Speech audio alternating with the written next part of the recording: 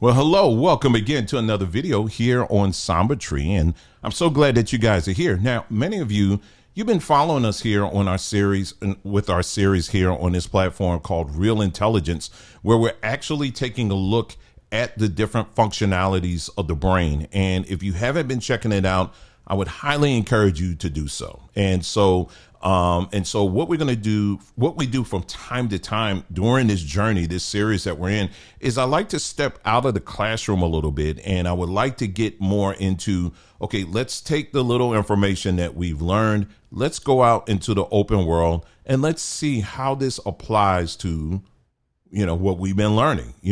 One of the things that we have been really focused on is the relationship between the amygdala and the prefrontal cortex. You guys are going to keep hearing me saying this over and over and over again.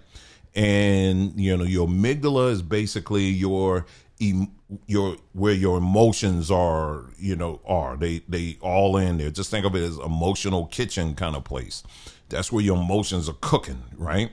And then you have another part of your brain, which is referred to as the prefrontal cortex, or PFC for short.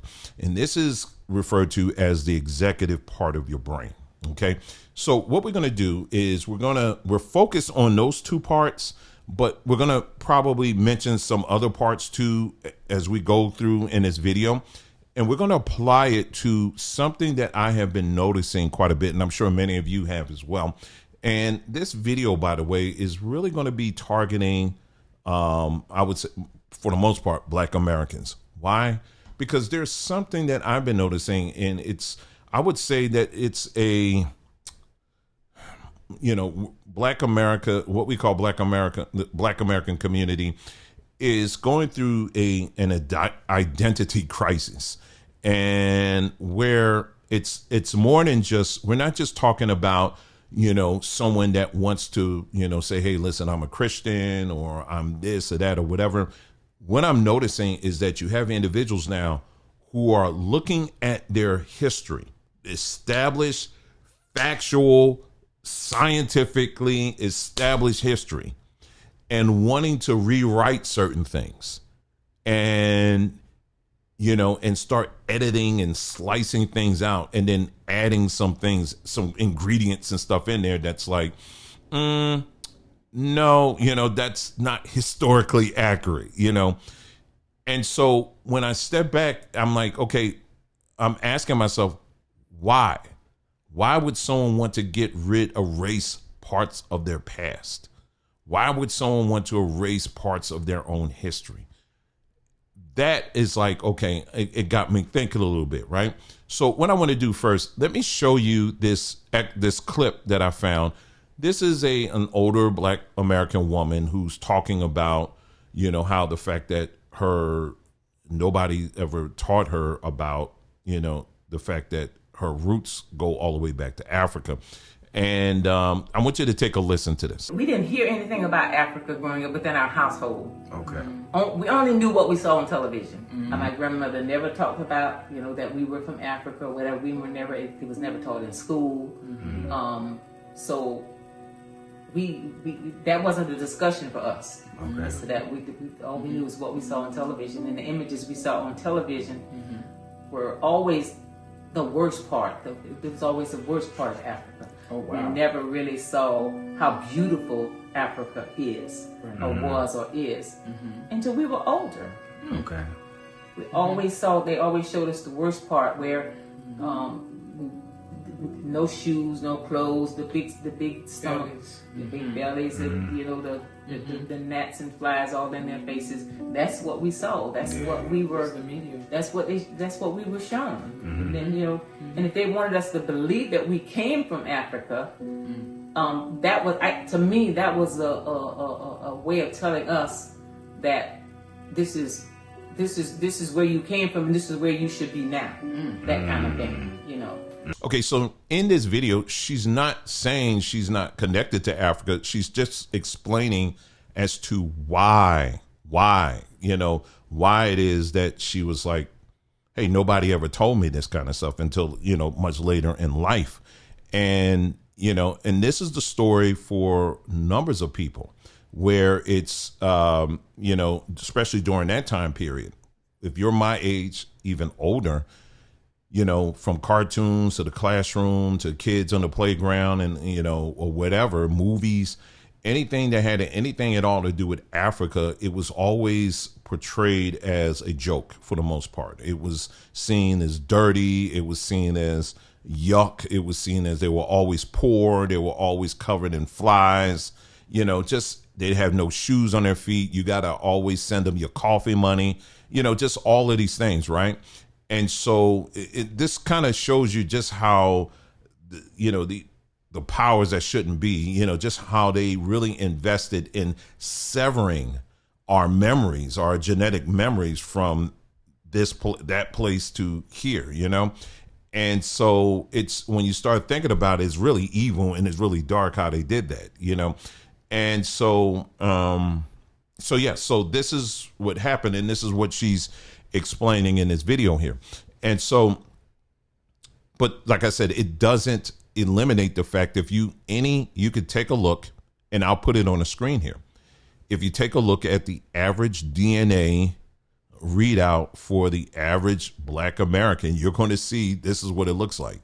Most Black Americans have a high percentage, 60 to 65% or higher of West African in their DNA. You can't run from DNA. As much as people want to try to, you can't run from DNA. You just can't. This is the same technology that is used to free people out of prison. You understand it? So if it's okay for that, it's got to be okay for this too. You know what I'm saying? And so it's a science that, you got to take very seriously. But in addition to that, you also got to look at the other parts too. I mean, looking at our expressions, our cultural expressions, everything from the things we say and our music, our foods, our hairstyle. I mean, just a whole bunch of things. When you look at the roots of all these things, they all stem back from Africa. Now, this is not, I repeat, this is not me advocating for you to get on a plane and move back to Africa and buy land and all this stuff. That is not what I'm saying in this video at all. Okay. What I am saying is I'm trying to lay out in a very kind way, but I'm just giving you the facts here, is that when you look at our culture as Black Americans, the root of it is definitely it's African, the root of it. However, as Black Americans, we have, because we've been here for so long, we've developed our own unique culture. That's true. And that is something that should be acknowledged. It's something that should be celebrated. Everything else that goes along with that. Okay, so we're not in denial of any of that. But what we're noticing is that there's a growing movement of people who are wanting to deny that first part. So what I'm doing here in this video is that we're asking the question, why is it that someone want to forcefully deny this majority part of their culture in favor for other cultures that really had very little or zero to do with your primary culture here? What am I talking about? When you look at the spread, when you look at our genetic history, our genetic storyline, you're going to see that when it comes to Native American impact, it's usually right between 0 and 2%. I think it's 0.5 to 2%. Sorry about that. 0.5 to 2% on average, you will find, this in most Black Americans. All right. Now, what I want to do is let me switch to a clip that I did in the first video try that I had for this video here. And because I'm explaining something about the family tree, I want you to take a look at this and take a look at this. Okay. So this is you right here. All right. You see this right here? This is supposed to be you. All right. This is just a blank one, whatever. Like I said, the reason why I say sloppy is because it has like these little things on it, but just kind of look past that. All right. So this right here that I'm circling, that is you. And then when it gets up here, this is your mother or father or whatever. Okay. So let's just say this is your mother's side. Okay. This here on the left that I'm circling. So you got you, your mother, and this is your grandmother, grandfather. Let's just say this is your grandmother, right? And then it's her parents, and then so forth and so on. And then, and so what you're seeing and hearing today is that you have individuals who are saying that their grandmother or maybe their great grandparent or whatever, or their parent, when you look at the records, you're finding that they were in fact categorized as Native American. Now, as I just showed you, the normal spread, the average spread for most Black Americans, you are going to find a percentage. You're going to find historically that absolutely, yes, our history does blend in with Native Americans. You can't get around that. That's absolutely true. But the challenge here is when we look at the percentages, and the percentages are very low. And right here, so what a lot of people are concluding is because you have this one ancestor that was categorized as a Native American, that means that all of these other people fall in line with that one ancestor. That means all of these people over here fall in line with that one ancestor. So as you can see, I'm trying to show you, it doesn't genetically, that argument, it doesn't make any sense at all. Okay, so you got it. All right, so yeah, I just wanted to take time to make sure you really understand that. All right, so what does this got to do with the brain? Well, that's what we're going to look at today. That's what we're going to look at right now. So again, the question that we have before us is, what would cause somebody to want to completely sever this part of your history to this degree? What's fueling that? You know what I mean? Now, none of us here, you or I, we're not psychologists, we're not psychoanalysts or whatever, but I do want you to start thinking in a way like one and start asking these deeper questions when you see things like this, when you see trends happening on social media or whatever. I want you to start asking, why is this trend happening? Why is it happening now? Why is everybody thinking this particular way? That's really the goal of this video here, is to get you to start using your brain to start asking why is this happening? Never get tired of asking why. Okay. So what I'm going to do now is I'm going to bring up we're going to go through some of the things here that, again, I use ChatGPT, and I would encourage you to use it as well. Thing I like about ChatGPT, like some of these other platforms, it's not just simply you're looking at one video, one web page, and that's it. You're actually you're pulling from multiple sources. I did a study just the other day. It was pulling for 21 different sources, and all these sources are peer-reviewed sources. So I'm not just, it's not like, oh, I found one web page and this one web page says something.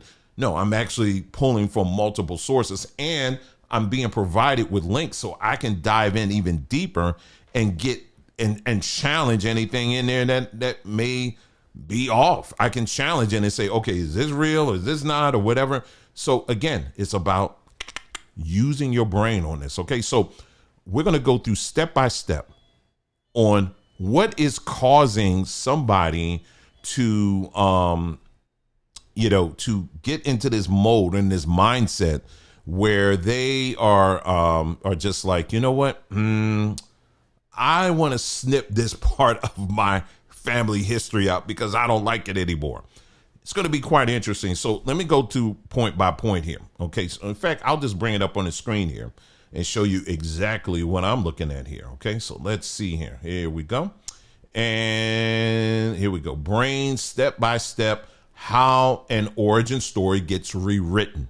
Okay. And again, we're using the Native American, we're taking that angle, but you also have folks who will say that, I didn't come from Africa at all. In fact, I came from Israel. Or some people say I came from some other place, you know what I mean? And they literally and they're saying this with a straight face and saying that, no, I'm claiming this history. I'm claiming that history, but it doesn't make it true. You know what I'm saying? So we're just using as our baseline here, the whole, Native American, original American thing and all that. We use it as a baseline, but you can apply what I'm saying to pretty much all these other identities that are floating around out here. Okay. All right. So here we go. So number one, identity threat is detected. A post, a clip, a debate frames African as shameful or not us. That's what we just talked about, where like the video clip that I showed you earlier, where this woman was describing how, how Africa is dirty and this, that, or whatever. Right. And so immediately what happens in your brain, your amygdala kicks in and saying, I don't want to have anything to do with that. Right. I'm definitely not going to do that. It's the shock of it. I remember as a child being in the classroom. Now, this was that was like late 70s, early 80s, maybe. I'm sitting in the classroom, at that time, it was mostly white. And, I remember in the classroom, they had a stack of National Geographic magazines. And I remember, of course, National Geographic, they got pictures of different cultures from all over the world. And, of course, when they would, any of the pictures that they would show of Africa, the women were always topless, the children had dirt all in their face and all this other stuff. Right. And so I remember the kids looking at me like, like that. And immediately I was like, no, that's, you want to kind of distance yourself from that. Like, no, that's not me. No, that can't be me. That's not me. That's not me. And so there are many of us who experienced that, the shame of that. When we felt that shame of not wanting to be associated with that. Again, I'm speaking as a Black American. We said, no, this is, and again, for those of you who are from the continent, you may be listening to me like, oh, well, that's crazy. Why would you want? But again, you're not sitting in our seat. This is how Africa was reintroduced to us. You understand what I'm saying? And so when it was reintroduced to us in a classroom, this is what came with it. And many of us were teased by that. And we were like, no, I know that's kind of where we came from, but man, I don't know, man. I don't know. So it creates like almost a stain, if you will. And what's happening is your amygdala flags that as a threat. And then your stress ramps up and it says your attention narrows. So over time, if you're not surrounded by people who can provide balance, and this is what was lacking in my education for a better part of grade school, is that I never really had teachers that really humanized Africa. And so when that is missing, the stigmatisms and the stereotypes that are out there, they continue to be amplified. And you begin to want to more and more separate yourself from that. What's happening is, you're feeding that amygdala. You're saying, your amygdala, you're telling, hey, amygdala, you see this, right? And your amygdala's like, yeah, I see this thing. I don't want nothing to do with that. No. Don't, I don't want nothing to do with that. Right? So it starts there, your amygdala, how this was introduced. See, if you had a teacher in place or educators in place that would give you balance, they would actually help build up your prefrontal cortex and get you to think logically and to think through and process things like, okay, well, that ain't Africa. All of Africa doesn't look like that. Okay. Well, let's talk about how you had civilizations there for tens of thousands of years. And, these people, what we know about astronomy and what we know about early math, for example, it came from these parts. We didn't have teachers that bridged that, nor in my time, we didn't have the internet. We had libraries, but, we didn't have the internet. We didn't have the access, we didn't, you got access to a library, but what book do you go to? You know what I mean? And so it just left a gaping hole there to allow these stereotypes to come in and to dehumanize Africa, right? And so anyway, so let's get to point two. Motivated reasoning kicks in. Under threat, the prefrontal cortex stops weighing evidence neutrally and starts searching for emotionally comfortable conclusions, especially those approved by the in-group. And so what happens now at this point is you begin to start, you're just fully given over completely to your amygdala there, where, the conclusions are, we're not from there. The in crowd that you're in, you're like, we definitely ain't no African. Okay. I ain't no nothing to do with that. Okay. Y'all something else. And so, so now, like we're saying here, your prefrontal cortex, it's just kind of just stops. It doesn't look at the evidence no more. It's just simply looking at, no, these people are dirty. I don't have anything to do with it. I don't want to have nothing to do with it. Plain and simple. Again, that's your amygdala talking. Let's get to number 3. Identity protective cognition selects the right facts. People selectively credit sources that match group identity and dismisses incongruent evidence. And they said this is a well-documented pattern across topics. So you basically, at this point, you begin to align yourself with basically convenient truths or convenient facts, right? So you begin to feed into this. We're definitely not from them. And so again, that's your brain is starting to feed more into that, and it's starting to build a narrative, right? Number 4, default mode network. The default mode network stitches the preferred narrative into who we are, making challenges feel like personal attacks. So at a certain point, you got another part of your brain there that takes it and begins to stitch it in. And so you have now become identified with this new identity that you have come to accept. You understand? So this new identity in this case is, I'm not them. I'm not those people. I'm this person.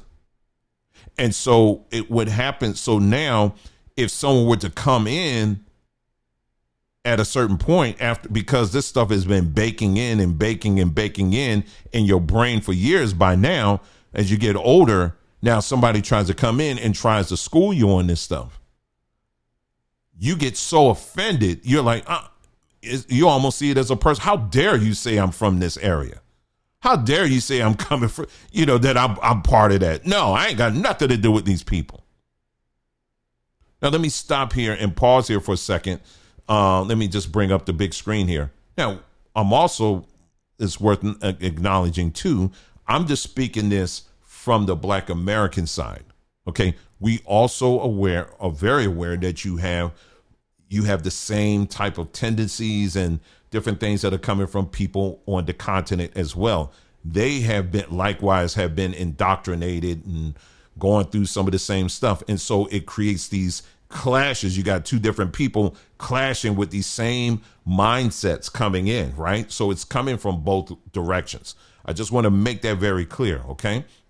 But I'm just speaking this from a Black American perspective, okay? So let's get back here. Where am I? Let's see. Reward and social status seal it. Agreement, likes, praise, trigger reward circuitry. And this is another part of our brain. It which we'll talk about at another time, reinforcing the belief and the behavior of repeating it. So, for example, on social media, when you're on social media, you see a lot of people who are talking this same way, saying, no, we're not them. We're not of these people, or what heck. No, that ain't us or whatever. And so social media, the way it's built is you have this like or share or retweet ability. Right. And so the more likes you see, or the more retweets and shares you see, that in of itself becomes almost like a replacement of your prefrontal cortex, because you're looking at that as, there's agreement. Okay. So this identity that I did create based off of this quote unquote right information, it is legitimate. It is accurate, because look at all the likes I'm getting. Look at all the shares I'm getting. Look at all the people who are quoting me. You understand? So this is why, again, social media becomes dangerous in this respect, because it literally, those like buttons actually, in many ways, are trying to replace your prefrontal cortex. Your prefrontal cortex, that part is the part where you should be investigating and asking those hard and difficult questions to make sure that what you're saying is correct. But in today's world, of course, that's not the case. We just look for, the popularity part. And this is what this is talking about.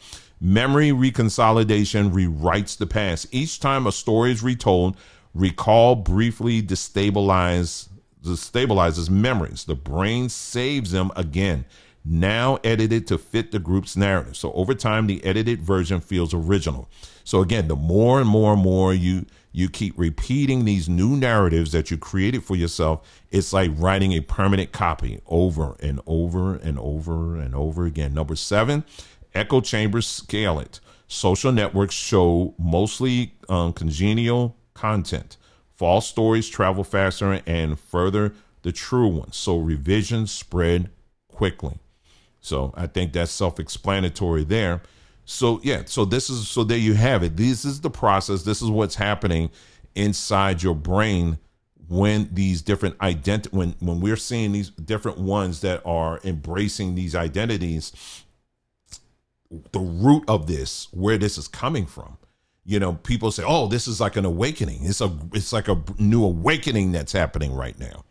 No, actually, this is something that started all the way back because it was represented to you as something that was dehumanized. Okay. But there's more to this, and we're getting ready to get into this. It's another aspect to this that is very important, and that is trauma. Okay. Trauma plays a very critical role in this. When someone is traumatized, it does many things to your brain. Trauma, I think people can spend weeks, months, even years talking about the impact of trauma. Now, when we're talking about trauma as it pertains to Black folks, Black Americans, usually we associate it with slavery, right? We usually associate it with that. Now, that was definitely a traumatic moment, make no mistake about it. But I'm talking in 2025.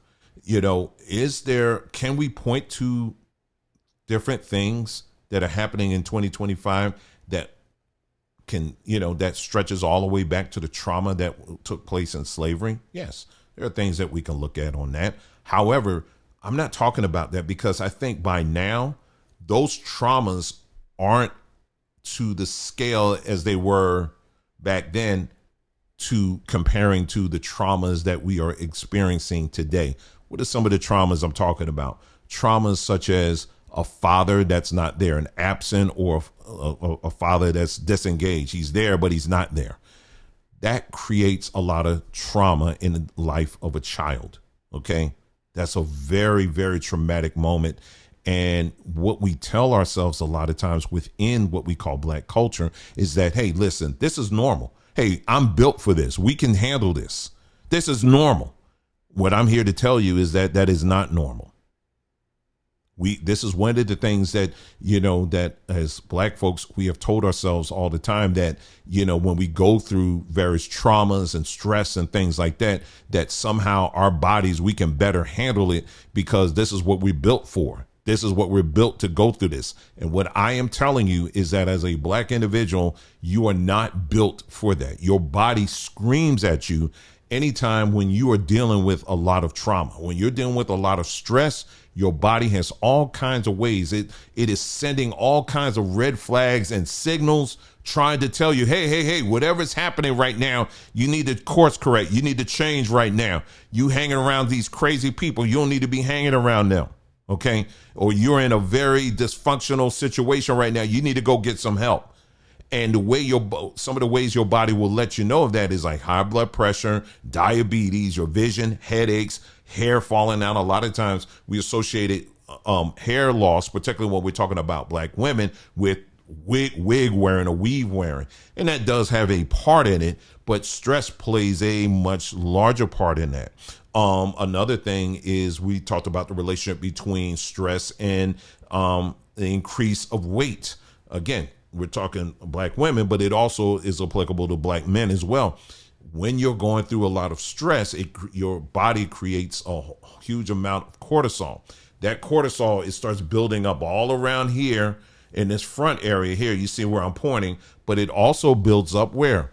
on your behind area. Okay. And so this is an area, unfortunately, that, has become sexualized. Well, people say, oh man, look at her behind. You see how big her behind is and all, and so it becomes sexualized and glorified. Right. But when you rewind a little bit, again, step back, what you begin to realize is that, wow, we're actually glorifying somebody that more than likely is under a lot of stress or they're dealing with a lot of trauma. I don't know if you ever thought of it that way. And that's not to say that every woman that you see that has a fairly large posterior, that means that they're dealing with trauma and stress. I'm not saying that at all. But it is a contributing factor to a lot of what you're seeing out here. So I want you to really pause and really think on that just for a moment there. And so another place is maternal or caregiver abuse, neglect, emotional, physical, sexual, linked to altered amygdala, hippocampus, and the prefrontal cortex structure.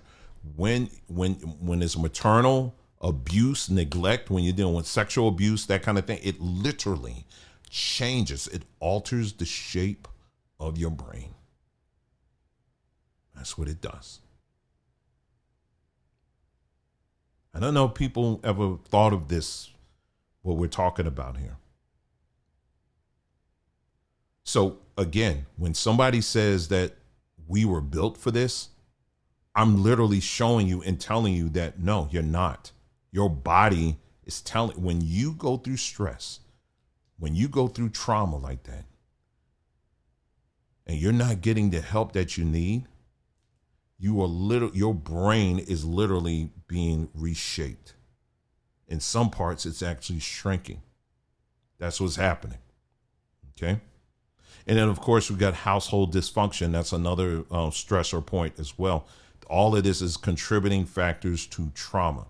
And so when you are going through trauma, it makes it a lot easier for you to want to disassociate yourself with certain things in your life and want to begin to gravitate towards this imaginative thing that you heard about online on social media, because you're trying to run away from the trauma. You're trying to run away from the things that gives you a lot of stress. And you want to create this alternative universe in your mind hey, I'm actually not that. I want to be this.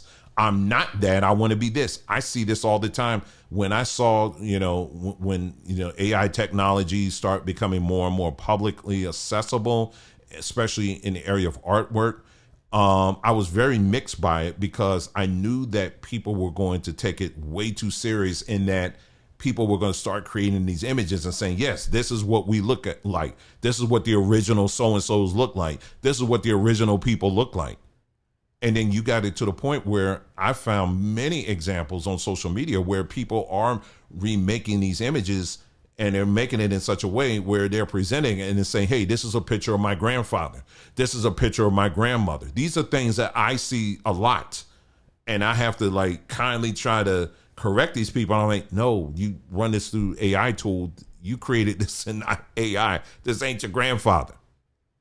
So you may think I'm talking about a small smidgen of people. I'm telling you, this is a growing problem. And this is going to continue to become an issue until we start dealing with these specific things here. All right. Let me get to, there was something else here very quickly. I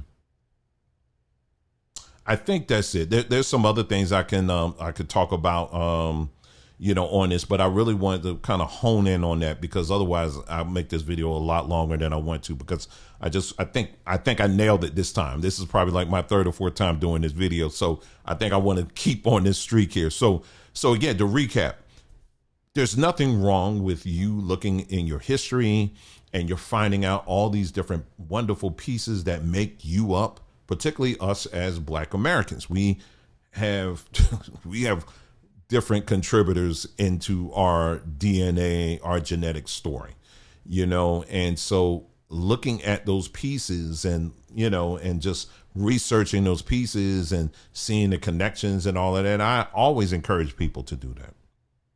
And I don't see anything wrong with that at all. But when we get to the point where we start to say that, hey, listen, these parts here, I have not, this is not me. This is not me. This is not me. This has nothing. In fact, I completely want to erase it. It has nothing to do with me. Like it or not, it is part of your genetic story. It is. And if you're finding yourself having to focus like that, what we focus on in this video is the main part of our genetic story as Black Americans, and that's Africa.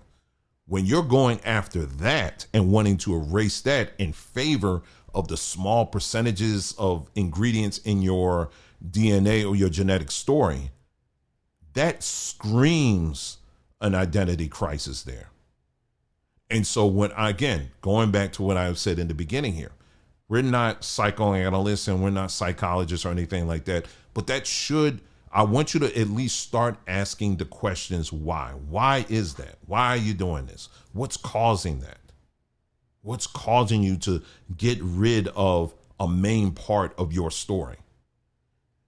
And so the purpose of this video is for you, to prompt you, to encourage you to start asking those much deeper questions, because this isn't, because again, going back, you remember I showed you in that little chart there, you know, you pointing out that one grandmother that's telling you something, or that one grandmother that's giving you a sheet of paper saying, see, we were Indians. That doesn't speak for your whole story. I mean, when you look at the bigger chart there, that doesn't speak for your whole story. Your whole story is mixed with all kinds of things. And so what I'm saying to you is, this is something that I think we need to look at a bit closer. And so by taking the stuff that we're learning in this series, this Real Intelligence series, it's going to help us to better understand why we do the things we do. You know what I mean? And why we think the certain way, so that we can begin to start course correcting and start asking those why questions. That's really the driver in this, is to get people to start asking why.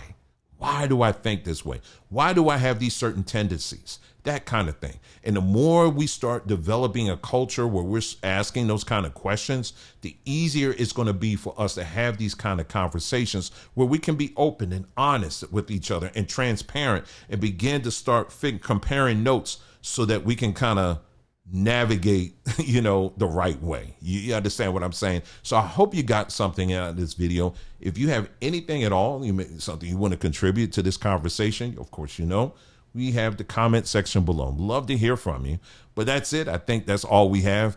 Thank you so much for tuning in to this video. You guys take care, and we're going to be getting back into the classroom next week. So I'm looking for you to make sure you got your seat in class, because I'm going to be looking for you, our series on Real Intelligence. So I'll see you again next time. Take care. Talk to you soon.